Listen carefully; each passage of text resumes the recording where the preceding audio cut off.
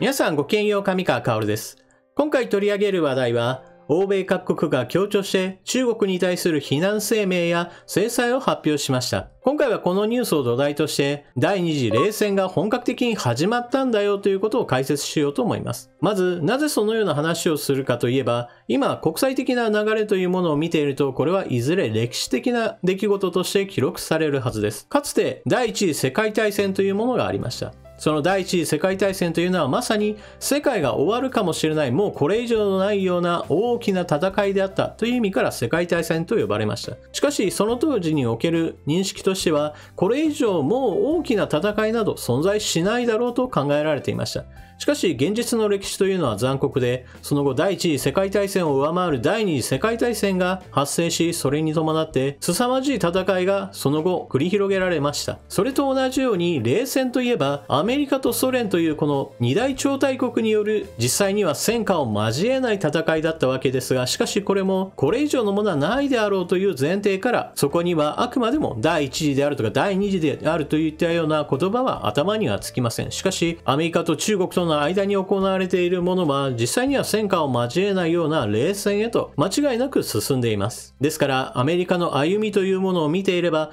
これはいずれは第二次冷戦として記録されるような出来事だと私は考えています。ただ私のこうした第二次冷戦のスタートという考え方そのものについては否定的な見方をする方も当然おられるでしょう。これは冷戦などといったような仰々しいものではない、あくまでもつばぜり合いのようなものに過ぎないといったような考え方や、私は冷戦と考えているわけですが、人々の中にはアメリカと中国が直接戦闘を交えるような世界大戦へと発展する可能性も十分あると考える人たちもいます。つまり私の場合は第二次冷戦のスタートだと考えているわけですが、一方で他の人の考えとしては第三次世界大戦のその引き金となるような出来事が今少しずつ進んでいるという考え方も一方では存在します。もちろんそのような第二次冷戦でもなければ第三次世界大戦でもなく、あくまでも今行われているのはせいぜい口喧嘩程度のものであって、全く考慮する必要などないと考える人たちも同じように存在します。皆さんがどのように判断するかは人それぞれなわけですが、少なくとも私は今後の解説においては第二次冷戦構造というものがスタートしているんだよということを前提に、アメリカと中国との関係についての解説をこれからは行っていこうと思います。さてそのような大枠の話は一旦横に置いて、今はどのような出来事が起こっているか、まずは中国に対する非難声明や制裁といったものが欧米各国から出ていることについてのニュースをどうぞ。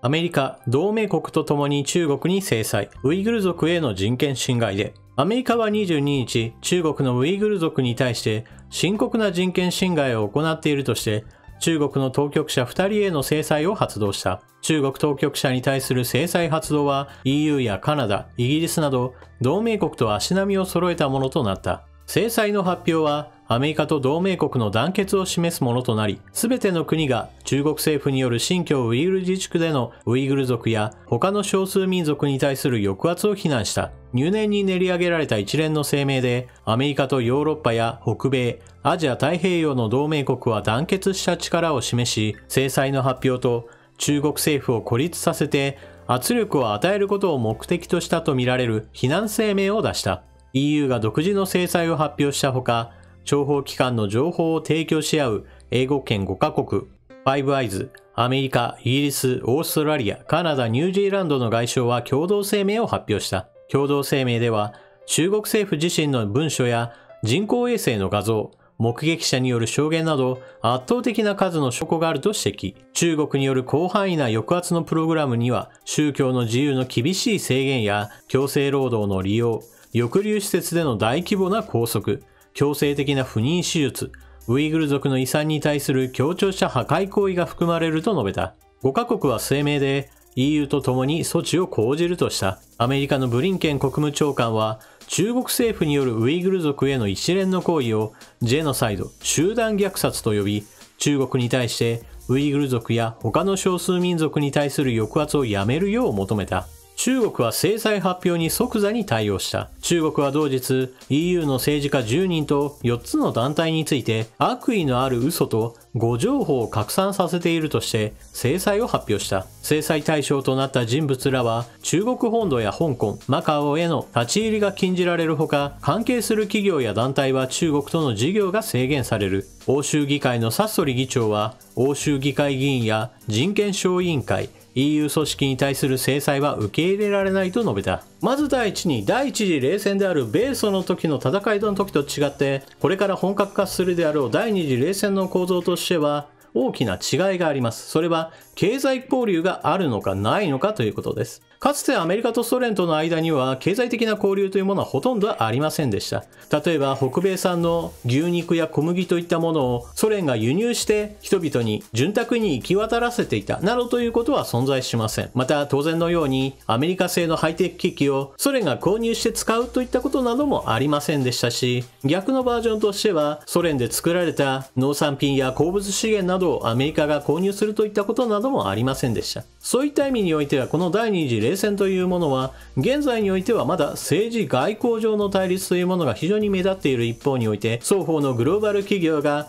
複雑に絡み合って経済を回しているのが現状です。そういった意味においては決して分断されているわけではありません。政治的には対立しつつも一方において経済的には双方かなり依存した状態にあるとも言えます。そのような政治経済のある意味つながりというものがある中においても、今回人権問題をキーワードとして欧米各国が協調して中国に対する非難声明や制裁を発表しているというのは明らかに大きな潮目が変わったことを意味しています。この動きを読み解くためにはバイデン政権の進めている多国間連携を大事にして中国を封じ込めようという基本戦略について理解する必要があります。そういった意味ではアメリカの前大統領であるトランプ大統領はこうした多国間連携による中国の封じ込めについては特にヨーロッパとの協調がうまくはいっていませんでした。今回のように諜報同盟5カ国の連携といったものも必ずしも機能はしていませんでしたから、今回のように共同声明を出したというのはバイデン大統領に代わってからの一つの成果だと言えるでしょ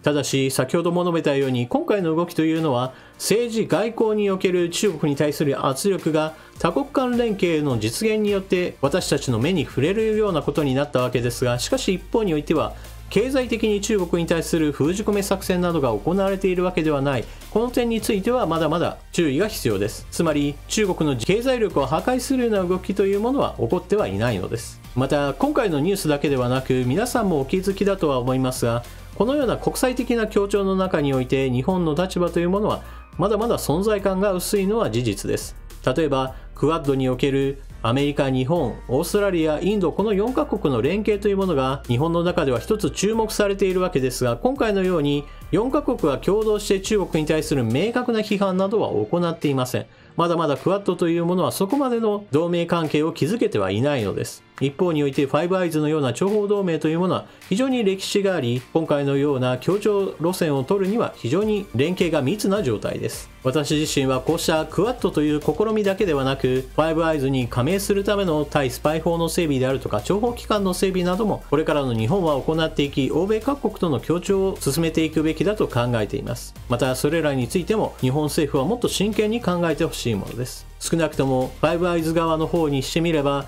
日本を取り込むことによってアジアの拠点としようとしていることからもそれぞれの利益は合致している状態なのです。このような好機を逃すべきではありません。そしてアメリカと中国との外交のつばぜり合いというのは、つい先日アラスカで行われた米中の閣僚会談の場において意見の相違というものが見られ、明確な非難の応酬が行われたことからも明らかです。こういった背景にはバイデン政権は親中派ではないかといったような非難というものが大統領選挙の時からあったことからも、これらの評判についてある程度払拭する必要がバイデン政権にはあったと言えるでしょう。もちろんそれだけではなく、日本で行われた 2+2 であるとか韓国で行われた 2+2 どちらにしてもそうなのですが、ブリンケン国務長官のかなり中国に対する強い当たりというものがこうした動きにもつながっているかもしれません。そういった意味ではバイデン大統領が出てきて明確な中国批判の声明を出すというよりも、まずブリンケン国務長官の動きとして中国とのつばぜり合いが起こっていることを今は注目すべきかもしれません。そしてブリンケン国務長官がアラスカで中国に対する人権問題の非難といったものを行ったのについて、今回のニュースで取り上げたような EU やファイブアイズのその同盟諸国における協調路線で中国に対する批判が行われた。このような国際的な動きの中に日本がいないのはなぜなのかというのを少し嘆かなければなりません。この件に関して官房長官が記者会見の場において、日本はこのような協調路線に賛同し、中国に対する声明や制裁などに乗り出さないのですかといった質問を受けた際に、現在の日本では人権問題を理由として外為法などによって制裁などをすることができないといった技術的な問題で行えないのだといったような趣旨の発言があったそうです。日本ではこのような非常に残念な対応といったものが見られます。例えばトランプ政権時代にウイグル問題を理由として中国のやっていることはジェノサイドであるといったことを認定したりもしていますが、このことに関して日本も同じように中国のやっていることに対してジェノサイド認定をし、中国に対する非難や制裁といったものができないのかといった話になった時に、外務省の官僚からは日本の現在の法整備における問題としてジェノサイド条約に批准できないような状態であるのだから、当然のようにジェノサイド認定なども行えませんよなどという形式割った返答があったそうです。今回の話ともつながりますが、できないのであればできるようにするということを政治家の仕事としなければなりませんし、また日本政府も今できないんだったらできるようにするように法律の改正に取り組むといったことを明確に打ち出す必要があります。今のように法律の未整備でジェノサイド条約に批准できませんよ、もしくは今回のように人権問題を理由として制裁をできるような法整備ができていませんなどというのは非常に言い訳としては見苦しいものだと私は思います。皆さんは今回の私の話を聞いてどのようなことを考えたでしょうか。ぜひともコメントしていってください。それでは動画を最後までご視聴いただきありがとうございました。チャンネル登録していない方はぜひともチャンネル登録を、そして動画を見終わったら評価ボタンのクリックもよろしくお願いします。それでは次の動画でまたお目にかかりましょう。またね。